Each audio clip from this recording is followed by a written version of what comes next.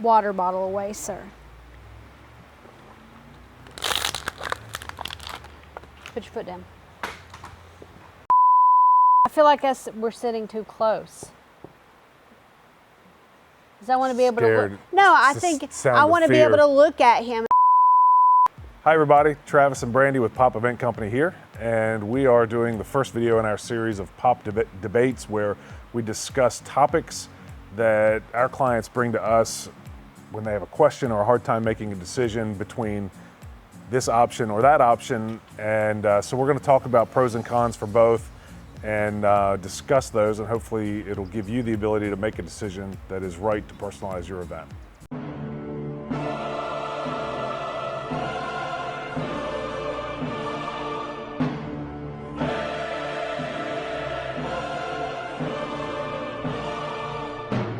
So, the first topic of our Pop Debates series is going to be band versus DJ. So, you know, I don't think there's a right or wrong answer, except I'm going to be right probably all the time. I'm totally right. The DJs are going to love me. I have chosen to take the stance of being pro-band because I do play music. I'm a musician in my spare time. And I think bands need a little bit more love. So I'm going to be the band guy, and Brandy is going to be the DJ lady. And I'm going to be right, and she's going to be wrong, and it's going to be really sad. I'm totally going to win. And by the way, I think you can vote. You should chime in and vote for your choice, band or DJ, following this video. And then tell Brandy she's right. Yeah, okay. So creating an atmosphere.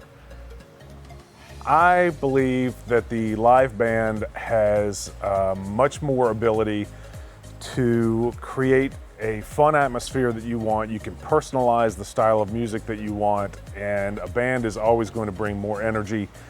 I think that it's going to be a more expensive option probably to get the right band. But the right band is the right choice, and the atmosphere is absolutely going to be a part of that. I disagree. Well, I do love live music at a festival, or sometimes at a rehearsal dinner, sometimes at a wedding. It really is just personal preference.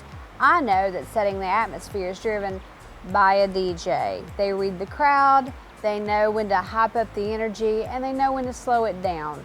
So having somebody that can read every part of your event and logistically understand what's going on from one part of your venue to the other is absolute key in a successful event and creating the right atmosphere.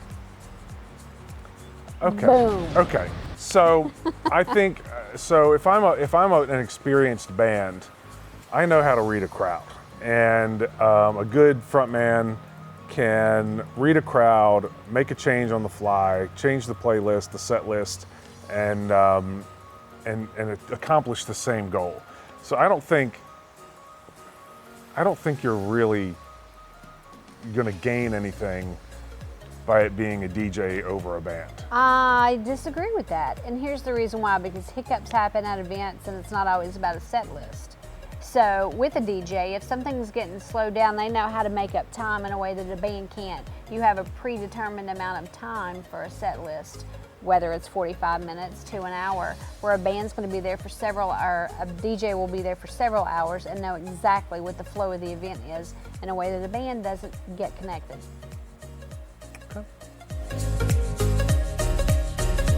Okay, so the length of the set.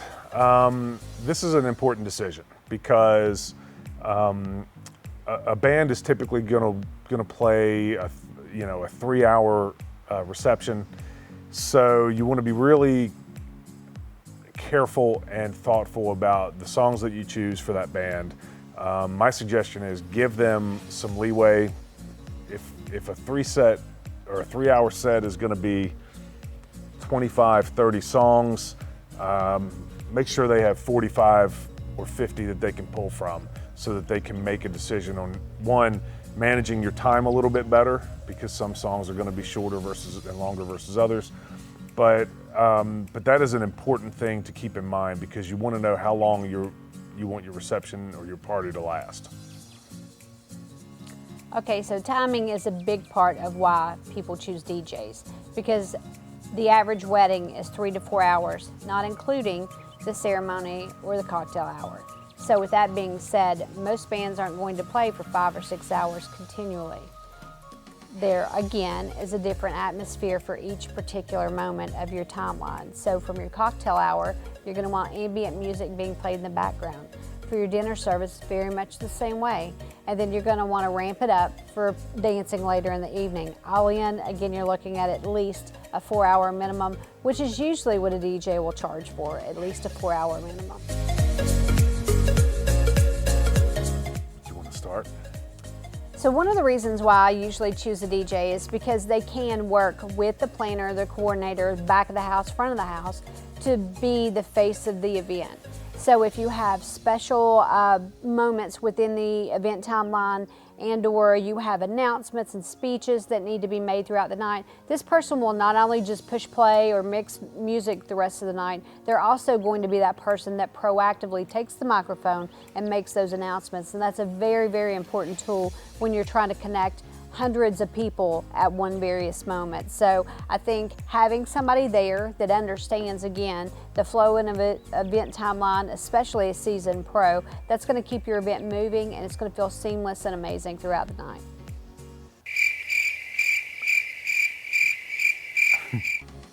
Okay, Yes. so this is, I think, a good time to point out that it's in your best interest to get an experienced wedding band. Not just a band that plays out on the weekends, but you have to have an experienced wedding band. A good wedding band, the lead singer typically will be great at emceeing, making announcements, and they're also really good at connecting with the crowd. And I don't think you're gaining or losing anything from an MC perspective. I think if there's anything, it's a gain because you're going to have better connection with the audience, because that's what they do for a living. Somebody's been practicing. Well, this is a no-brainer. DJs, bless their hearts, have been stuck in corners, stuck on a little pad next to dance floor. Maybe they actually do have the space, but space constraints are definitely an issue when you're thinking about music for your venue. So they're going to take up a smaller footprint and allow more space for actual dancing. I really can't argue against that. Yes. I mean, there's no question a DJ would take up less space. I think part of that is because they get stuck in the corner because, they're just not that important. The band, however. You were cutting that out. You start Listen, over. I'm going after you. No, okay? don't go after Pro-band. the DJs. They love us. I think part of the reason is the band. If somebody spends the money and hires a really good band, they want to make them a visual focal point. And so, sure, a DJ will definitely take up less space. The footprint is certainly something to consider. But if you hire a band and you're paying for a really good wedding band, you want them to be a visual focal point. That's just the way it is. All my DJs are visual focal points, so. She just said she was going to stick them in the corner. And all I had to do was press play. And you know what? They bring the lighting packages that make it feel like a real party, so there's that.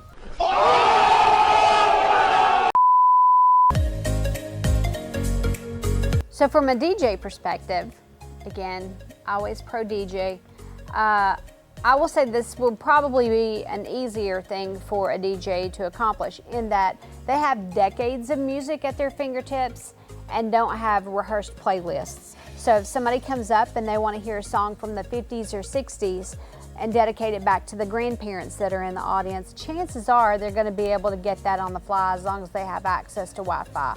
Whereas a band who specializes in maybe modern pop is not necessarily going to be privy to that. Do you really want Aunt Betty making requests at your wedding? Or Uncle Frank, who's already had too many beers and he wants to hear Free Bird? Okay, so Yes, I want Uncle Frank to get Free Bird. Who's making requests at the wedding, right? It's the person that's paying for the band. So I think that's something that you can easily handle on the front side. I don't think you want random people yelling out requests that could really kill the vibe and the mood of the wedding. Whether the band can play those requests or not is irrelevant. Yes, they no, probably it's absolutely relevant. They probably shouldn't play most of those requests. But as a bride and groom, I think it's really good to have a prepared list of songs that could be requested that the band can have in the repertoire or prepare for. So I think your point's kind of irrelevant. I feel like you just turned into a wedding planner right in front of me. Well, I don't know that I quantify DJs in a way where it's good versus bad. I will just say that the experience is somewhat elevated with some. So I usually say there are 3 different kinds of DJs. There's the house DJ. So this is the person that's probably just getting up off the, getting out of college. They have some equipment and a buddy wants them to work an event. And so they bring that in and they don't really know how to work the crowd, that kind of stuff. That's great for backyard barbecues, not necessarily somebody you want over a 500-person wedding. That won't happen with a wedding band. You'd be surprised. But that being said, there's kind of what I call the middle of the road. So that's more the MC, the informational DJ, and they will kind of work the crowd a little bit. But then you have the experienced and super elevated ones. They're the ones who will do games. They're the ones who bring lighting rigs. They're the ones who have their own special touches throughout the night that really make the process more memorable for the clients and their guests. Those are the ones I tend to choose on my list. I think from a perspective of bringing in live music, it's a good idea to make sure that you ask a lot of questions to the band. What if the guitar player gets sick and can't come, or the drummer doesn't show up? Then I got to come in and fill in. And Travis to the rescue. Do you have backup options? Most really good, experienced wedding bands will have a rotation of band members that they can call upon. Because let's face it, in a lot of cases, these are side gigs. Sometimes a band member can't show up for a specific gig. You want to make sure that they have people in place that can handle the fill-in and they're familiar with the material. I think that's a really good point, though. Side hustle. Obviously, DJs that do side hustle, though, I commend you for starting something. That is a scary, scary place for somebody to be. I think from either perspective, it is. Yeah. It is, and hey, here's what I can tell you: if the DJ is side hustling and he or she gets sick, you're out of DJ. If the guitar player gets sick, chances are there's going to be somebody that can fill in, no problem, do a good job, and get the gig accomplished. Read reviews, as far as quality control goes, read the reviews, make sure they have a good selection of equipment because they're going to be bringing their own sound, their own sound engineer. Make sure that they have those things. Each venue has a different acoustic setting. That's important whether it's a DJ or a band. You want to make sure that the acoustics are suitable to the equipment that the people are going to bring to the event.